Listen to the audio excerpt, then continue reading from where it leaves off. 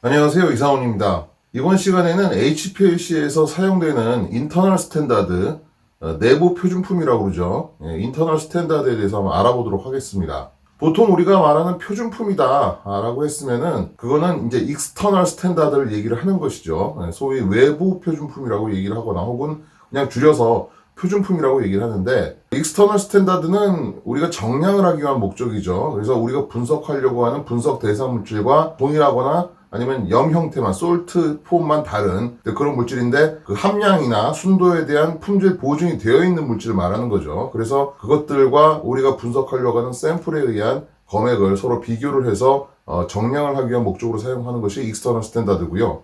인터널 스탠다드는 익스터널 스탠다드와 대척점에 있는 어떤 그런 개념이 아니라, 인터널 스탠다드를 사용을 하더라도 익스터널 스탠다드를 반드시 사용을 해서 정량을 해야 됩니다. 무슨 얘기냐면, 인터널 스탠다드는 정량이라기보다는 실험하면서 생길 수 있는 오차를 보정해 주기 위한 목적이 더 크다라고 하는 것이죠. 자, 예를 들어서 하나의 샘플인데요. 하나의 샘플로부터 3개의 검액을 만들어서 이런 식으로 분석을 한 겁니다. 이런 식으로 분석을 했어요.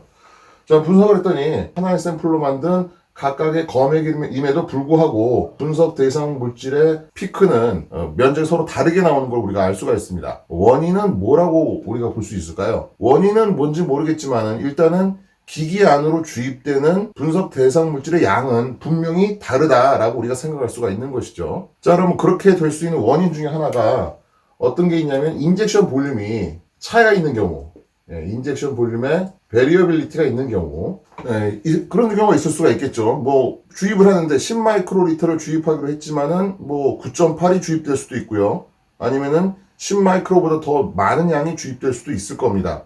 특히 이제 이런 경우가 많이 생기는 게, 예전에 우리가 주로 이제 매뉴얼 인젝션을 하는 경우에 이런 경우가 많이 생겼었죠. HPLC도 그렇고요. 특히 가스 크로마토그래피 같은 경우에는 인젝션을 하는 사람마다 인젝션을 할 때 그 상황에 따라서 이제 인젝션 볼륨이 많이 달라지는 걸 볼 수가 있었습니다.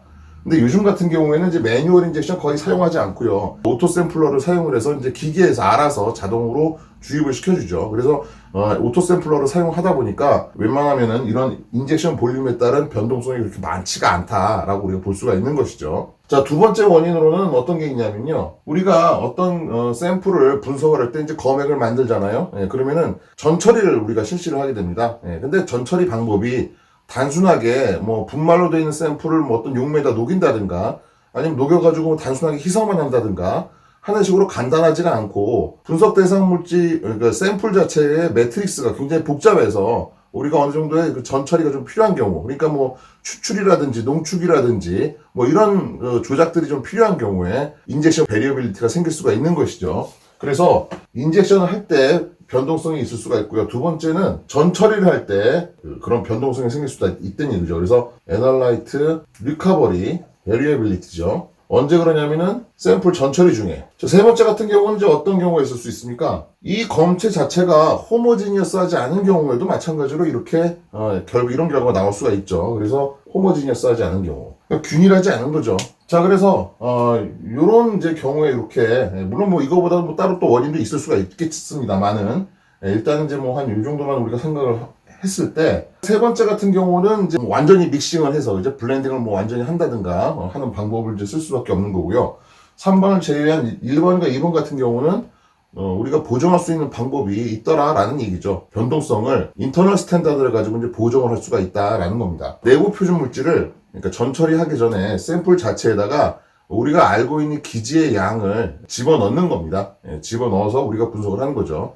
그렇게 되면은 인젝션 볼륨이 좀 달라지더라도 어차피 인젝션 볼륨이 작아지면은 내부 표준 물질도 적게 들어가고요. 거기에 따라서 분석 대상 물질의 양도 적게 들어가는 거니까, 지금 보면 여기서는 지금 분석 대상 물질의 피가 이렇게 다를 수가 있어도, 만약에 인터널 스탠다드를 집어넣어가지고 바로 뒤에 피크가 나오는 어떤 인터널 스탠다드를 집어넣었다라고 하는 경우에는 이런 식으로, 뭐 이런 식으로. 그래서 인터널 스탠다드를 사용할 때는 우리가 이제 피크 면적을 보는 게 아니라 이제 뭘 봅니까?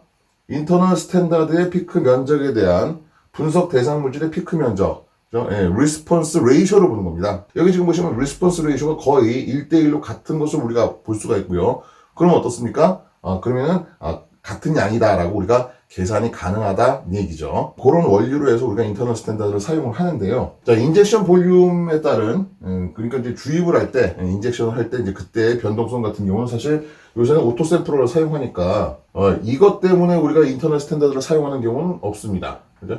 이거는 이제 우리가 생각하지 말기로 하고요.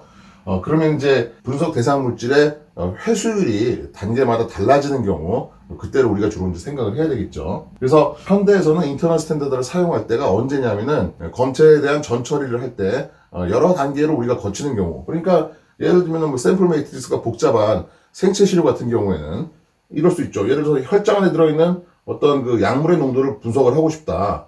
그러면은 혈장 자체는 어떻습니까? 굉장히 간섭 물질도 많고요. 그죠? 그래서 우리가 어느 정도 러프하게라도 약물만 어느 정도 좀 뽑아낼 필요가 있습니다. 그죠? 전체적으로 좀 필요한 것이죠. 그럼 보통 이제 그런 식으로 전체를 어떻게 합니까? 첫 번째, 뭐 예를 들어서 혈장이 있다. 그러면은 혈장에다가 뭐 아주 낮은 농도의 아세토나이트릴 같은 물과 섞일 수 있는 그런 용매를 집어넣어가지고 뭐 단백질을 침전을 시켜가지고 단백질만 제거를 한 다음에 상등액만 뽑아서 우리가 인젝션을 한다든가 아니면 또 이제 추출할 수도 있죠. 그래서 물과 섞이지 않는 굉장히 논폴라한 그런 용매를 집어넣어가지고 리퀴드 익스트랙션을 통해서 우리가 추출해내고요. 그럼 그 상태에서 이제 바로 검액을 만들어서 찌르면은 아무래도 뭐 논폴라한 용매인 경우에는 역상 크로마토그래피에서는 이제 별로 안 좋을 수 있잖아요. 그래서 그런 경우에는 또 마찬가지로 어떻게 합니까? 일단은 용매를 다 날려요. 그죠? 용매를 날리고 용매를 날릴 만큼 다 날린 다음에는 같은 볼륨의 뭐 아세토나이트리라든지 메탄올 같은 것들을 또 녹여가지고 우리가 검액을 만드는 그런 경우도 있죠. 그래서 익스트랙션을 실시한다든가 아니면은 뭐 휴발을 시킨다든가 아니면은 이제 뭐 솔벤트 리플레이스먼트를 시킨다든가 하는 그래서 그런 스텝이 많아질수록 어떻게 됩니까?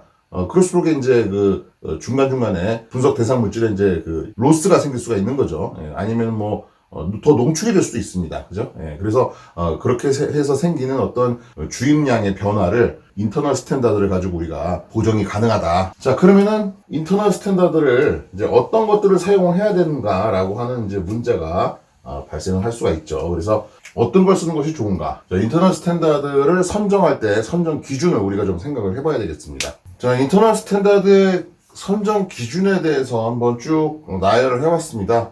이걸 이제 보기 전에 일단은 우리가 사용하는 인터널 스탠다드가 어떤 것이 있는지를 한번 보겠습니다.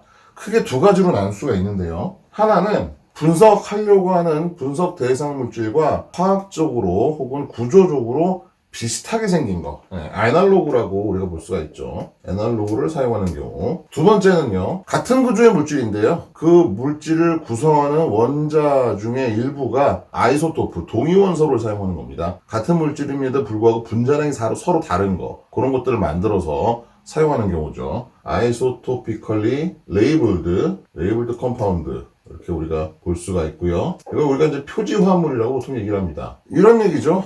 지금 우리가 분석하려고 하는 분석 대상 물질이 있어요. 유기물이죠. 유기물이면 당연히 거기 뭐 탄소라든지 산소라든지 수소라든지 질소라든지 하는 원자들로 구성되어 있는데 그런 것들 중에서 이제 흔하지 않은 동위 원소를 이제 치환을 시키는 거죠. 보통 우리가 볼 수 있는 원자량 12짜리 탄소를 C13, 그죠?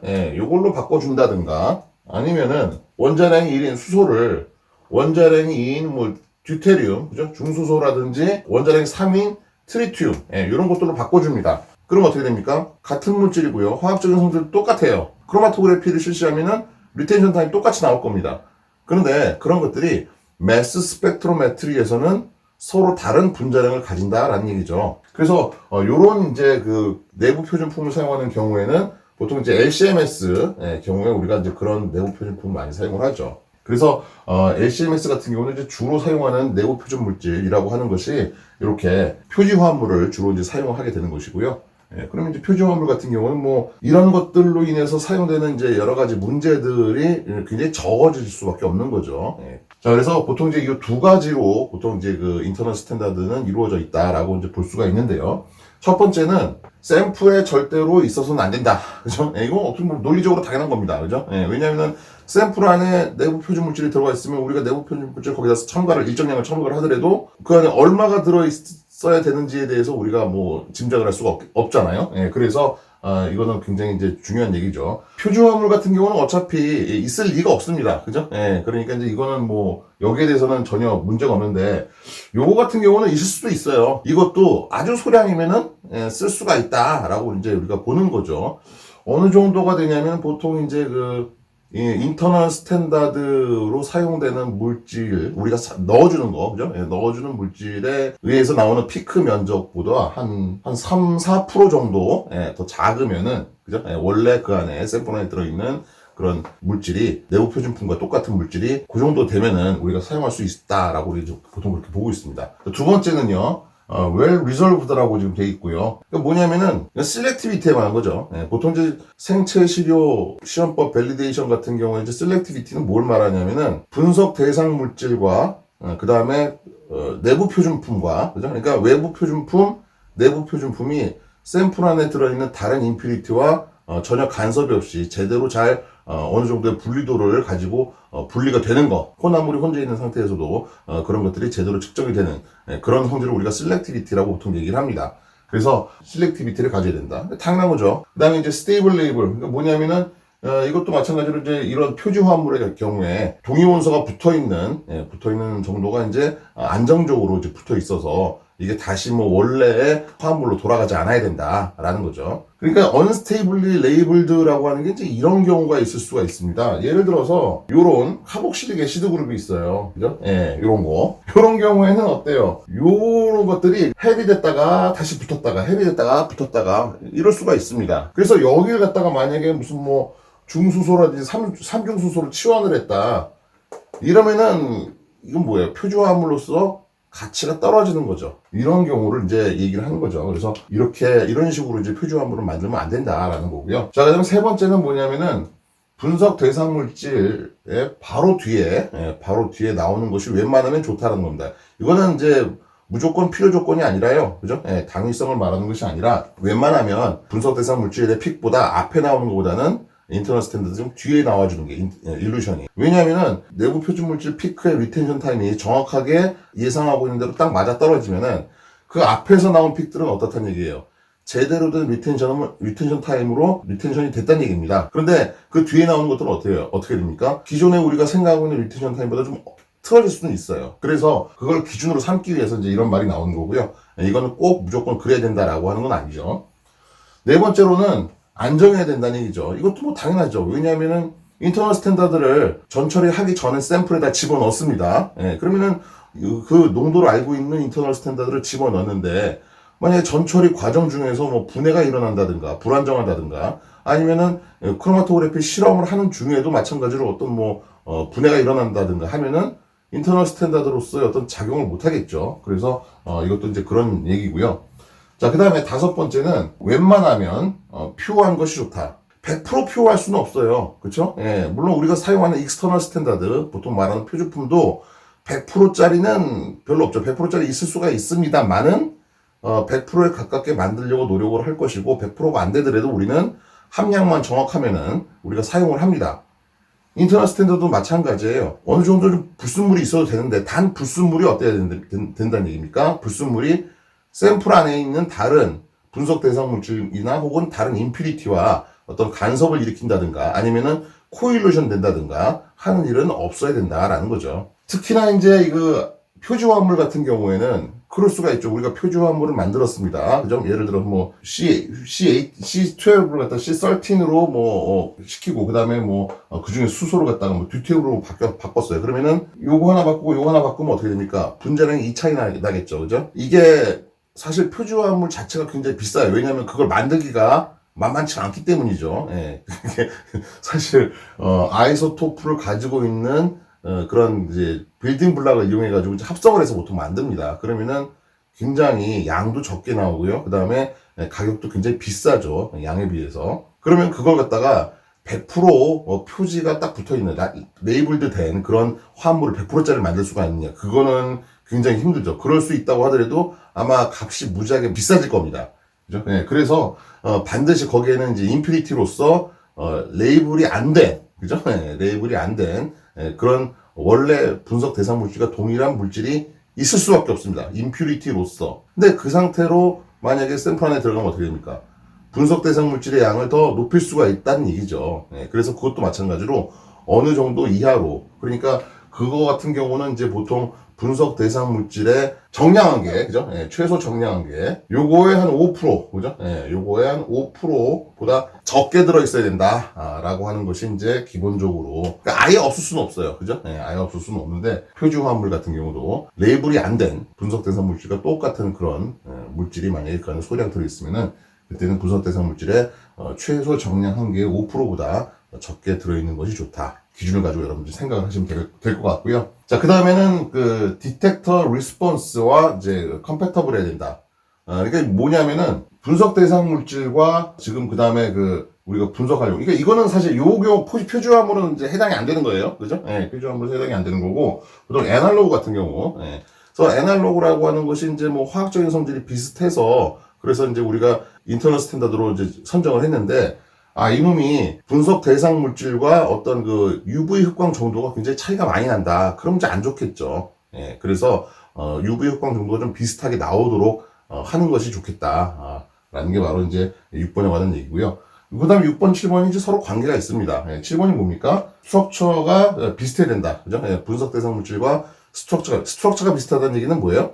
화학적인 성질도 비슷할 수밖에 없는 겁니다. 자, 우리가 최근에 현대적인 분석 화학에서 인터널 스탠다드를 사용하는 것은 그냥 물리적인 어떤 주입량의 차이에 따른 이 매뉴얼 인젝션의 차이에 따른 문제 때문에 인터널 스탠다드를 사용하는 게 아니라고 그랬습니다. 그래서 매트릭스가 복잡한 그런 검체에 대해서 만약에 그 검액 전처리 과정이 굉장히 복잡하고 그 사이에 어떤 분석 대상 물질의 어떤 그 유실이라든지 농축이라든지 이런 것들이 일어날 수가 있을 때 그 부분들을 보정해주기 위해서 있는 거라고 그랬습니다.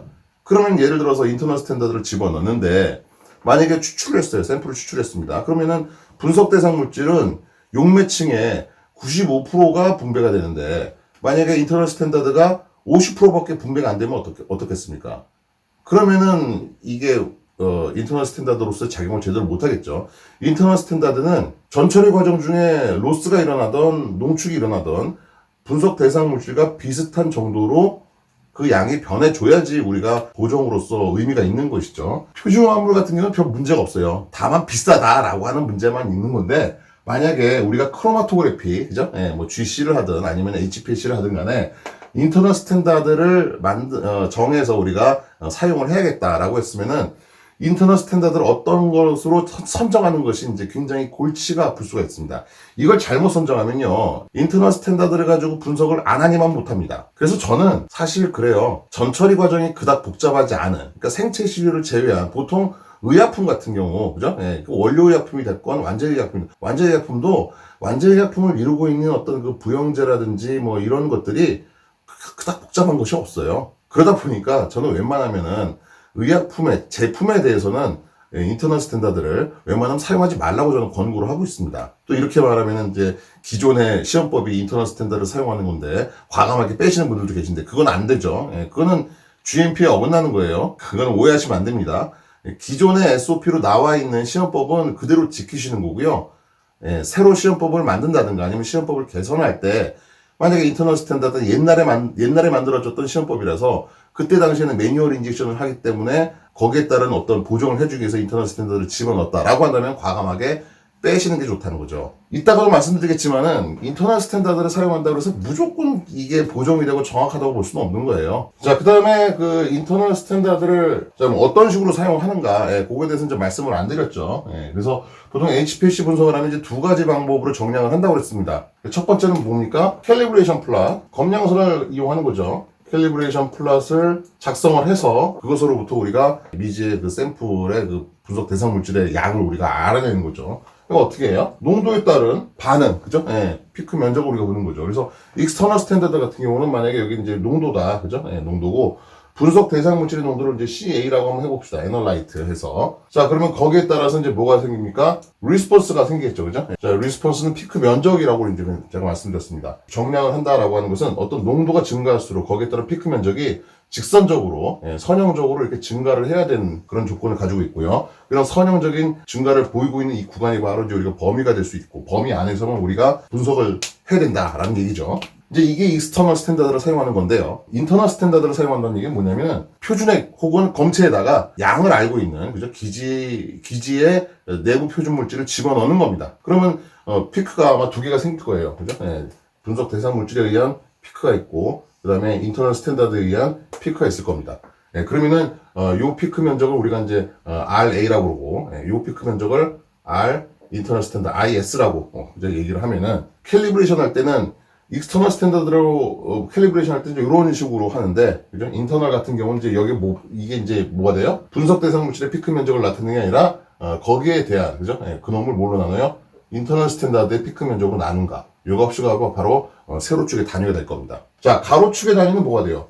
이걸 그대로 써도 되고요. 예, 이걸 그대로 써도 되고 어떤 사람들은 이렇게 써주는 사람도 있을 수가 있어요. 근데 이렇게 써주나 이렇게 써주나 별 상관없습니다. 어차피 지금 이렇게 우리가 그 검량선을 이런 식으로 그었다라는 얘기는요. 여기에 들어가는 샘플에 들어가건 혹은 표준액에 들어가든 인터널 스탠다드의 양은 항상 고정되어 있는 상태에서 지금 이렇게 분석을 하는 거거든요. 그러니까 여기서 만약에 요거는요 항상 일정해요. 그러니까 가로축을 뭐 이걸로 놔도 되고 이걸로 놔도 되고 이렇게 해서 우리가 분석을 하는 거고요.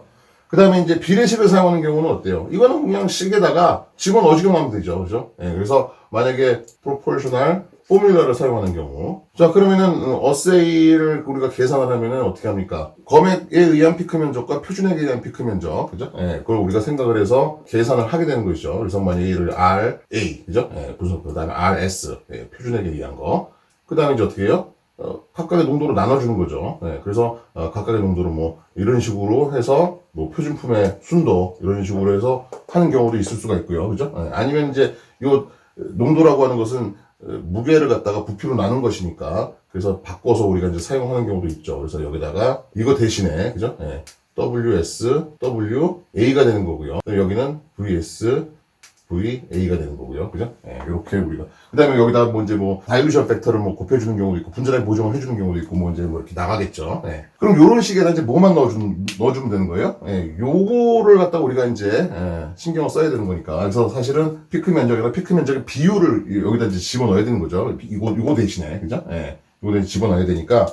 그래서 이 사이에 이제 뭐가 들어갑니까? 요런 항이 들어가는 것이죠. 인터널 스탠다드에 의한 피크 면적, 그죠? 그래서 검액에서의 인터널 스탠다드 피크 면적, 표준액에서의 인터널 스탠다드 피크 면적을 집어넣어주는 겁니다. 인터널 스탠다드. 이거는 이제 A라고 한번 해봅시다. 그죠? 그래서 이거는 검액에서의 인터널 스탠다드 피크 면적이고요. 그 다음에 요거는 표준액에서의, 그죠? 인터널 스탠다드 피크 면적이다. 이렇게 해서 넣어주시면 되겠습니다. 이론적으로는 이제 우리가 전처리를 하면서 생길 수 있는 이런 오차를 이런 걸로 이제 보정이 가능하니까 인터널 스탠다드를 넣는 것이 좀 더 정확하고 정밀성 있는 시험법이다라고 생각할 수가 있는데요. 과연 그런가를 한번 생각을 해볼 필요가 있습니다. 이렇게 해서 우리가 정량을 하면서 보정을 하려면은 어떤 조건이 필요합니까? 기본적으로 지금 검량선을 이렇게 그렸어요. 검량선 그렸는데 지금 어떤 조건이 필요하다고 했어요? 내부 표준액의 내부 표준 물질의 농도라고 하는 것은 항상 일정한 상태에서 지금 외부 표준품의 농도만 바꿔가면서 이런 식으로 검량선을 그린 겁니다. 근데 우리가 분석을 하다 보면, 그러니까 내부 표준품을 집어넣었으니까, 이거 뭐 우리가 전처리를 하면서 뭐 좀 추출에 있어서 좀 에러가 있거나 아니면 농축을 할 때 혹은 뭐 휘발을 시킬 때 좀 에러가 있더라도 나중에 뭐 보정하면 되겠지 하고 대충 했다가는 정말로 엉망인 결과를 얻을 수가 있을 수가 있다는 얘기죠. 자, 이렇게 해가지고 내부 표준품을 사용해서 계산을 한다는 얘기는요, 뭘 가정한 거냐면은 내부 표준품의 농도가 선형적으로 증가한다는 가정을 한 겁니다. 그리고 외부 표준품과 내부 표준품의 회귀 방정식의 y절편이 거의 제로다라고 하는 가정하에서 이루어지는 거예요. 자, 생각을 해보세요. 지금 여기서는 내부 표준 물질의 양이 동일한 농도가 똑같은 상태에서 지금 이렇게 한 겁니다. 그죠? 그런데 우리가 분석을 하다 보면 어떻게 돼요? 로스가 일어났습니다. 그죠?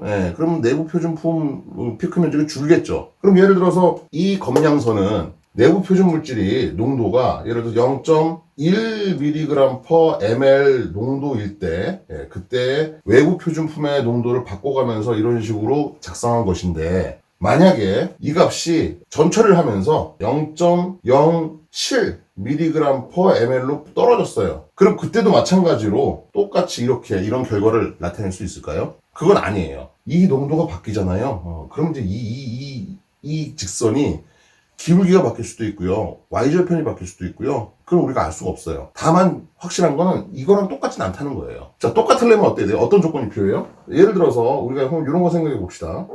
캘리브레이션을 외부 표준품과 내부 표준품을 따로따로 만들어서 농도별로 측정을 했어요. 그죠? 그렇게 할 수 있겠죠. 그러면은 Y축은 혹은 이게 될 수가 있죠. 그 다음에 X축은, 자, 이거 갖다가 한번 서로 구별하기 위해서 다르게 써봅시다. 자, X축은 이거나 이거가 될 수도 있고요. Y축은 이제 그 분석 대상 물질의 피크 면적 말고도 내부 표준품의 피크 면적, 그 다음에 내부 표준품의 농도, 이렇게 해서 한번 검량선을 그어봅시다. 그러면은 농도가 달라지더라도 이렇게 똑같이 나오려면 어떤 조건이 필요하냐면은 분석 대상 물질이 캘리브레이션 커브가 원점을 지나면서 이렇게 직선으로 올라가줘야 돼요. 요거는 분석 대상 물질이고요. 이거는 뭐 익스터널 스탠다드. 내부 표준품은 어때요? 애날로그니까, 그죠? 물론 기울기가 같을 수도 있고요. 다를 수도 있겠죠. 물론 달라도 이제 어떻게 돼요? 직선으로 올라가 줘야죠. 그죠? 이건 이제 인터널 스탠다드. 이래야지 인터널 스탠다드의 농도가 달라지더라도 이 검량선이 유지가 됩니다. 보세요. 예를 들어서 분석 대상 물질과 인터널 스탠다드의 농도가 똑같아. 그러니까 요 값이 1이에요, 1. 그러면은 농도가 이 상태에서도 1일 수가 있고요. 이 상태에서도 1일 수가 있겠죠. 그러면은 RIS분의 RA가 일정해줘야 돼요. 1이 안 돼도 상관없는데 일정은 해야 돼요. 이 지점에서도 이 지점과 이 지점에서의 비율이 서로 똑같아야 된다는 얘기죠. 다시 말해서 이 비율, 그죠? RA, 이 지점에서 RA, 그 다음에 RIS, 그죠? 이 비율과 이 비율에 대한 이 비율이 같아야 된다는 겁니다. 근데 여기서 어떻게 됩니까? 직선이고 원점을 지나고요, 그죠? 지금 서로 기울기만 서로 다른 상태이기 때문에 지금 보면은 기하학적으로 어떻습니까? 이 삼각형이랑 이 삼각형이랑 닮은 꼴이고요, 그죠? 요 삼각형이랑 요 삼각형이랑 닮은 꼴이죠. 그러니까 지금 보면은 이것 대 이것의 비는 이것 대 이것의 비와 같다고 볼 수가 있습니다. 그러니까 같은, 여기서 이거는 지금 둘 다 어때요? CA분의 CA 나누기 CIS는요, 둘 다 여기도 1이고 여기도 1이라고 우리가 생각을 했을 때, 그죠? 그래서 또 마찬가지로 이 비율이 서로 이 두 지점에서 똑같이 나올 거예요. 이 조건을 만족을 시켜줘야지 된다는 얘기입니다. 근데 실제로 그려보면 어떻게 돼요? 그렇게 안 된다는 거죠. 그렇게 안 됩니다. 인터널 스탠다드가 이렇게 안 나오고요. 이것도 이렇게 안 나오죠. 그죠? 원점 안 지납니다. 원점 안 지나요. 지금 멋대로 나올 겁니다. 예를 들어서 스탠다드는 뭐 대충 뭐 이런 식으로 나왔다. 그럼 뭐 인터널 스탠다드는 기울기가 같을 수도 있고요. 하지만 원점도 안 지나고요. 그죠? 다를 수도 있고요. 이런 식으로 나올 수도 있고요. 아니면 이렇게 나올 수도 있고요. 그러면은 인터널 스탠다드의 농도마다 달라진다는 얘기입니다. 그죠? 면적의 비율이. 그래서 인터널 스탠다드를 적용을 해서 우리가 보정을 할 때는요, 인터널 스탠다드에 의한 보정만 믿고 우리가 오차가 날 수 있는 부분에서 오차를 갖다가 그냥 뭐 대충 실험하지 말고요. 웬만하면은 회수율이 거의 100%가 되게끔 우리가 신경을 써가지고 실험을 해야 됩니다. 안 그러면은 그것만 믿고 있다가는 결과가 엉망인 그런 상황이 이제 발생할 수가 있다는 얘기죠. 아마도 인터널 스탠다드를 가지고 실험을 하신 분들은 좀 깨우뚱하는 그런 경우를 많이 겪으셨을 거라고 생각을 합니다. 그리고 상사 되시는 분들도요, 단순히 그냥 인터널 스탠다드가 그냥 보정을 위해서는 굉장히 좋은 시험법이다라고 생각을 하고 그냥 아무 생각 없이 인터널 스탠다드를 이용해서 시험법을 만들라, 그런 식의 오더를 내리지 마세요. 지금 보셨잖아요. 잘못하면은 에러가 더 생깁니다. 그래서 저는 인터널 스탠다드를 웬만하면은 시험법에 안 집어넣지 말고요. 요런 용도로는 괜찮아요. 전처를 했을 때 얼마만큼 리커버리가 바뀔 수가 있느냐, 라고 하는 그런 기준을, 시험법을 개발을 하면서 보는 기준으로는 꽤 괜찮은 방법이라고 생각을 합니다만은 정량을 위해서 거기다 집어넣을 때는요, 그런 부분들을 굉장히 주의를 해주셔야 됩니다. 아시겠습니까? 자, 그래서 오늘은 여기까지 하겠습니다.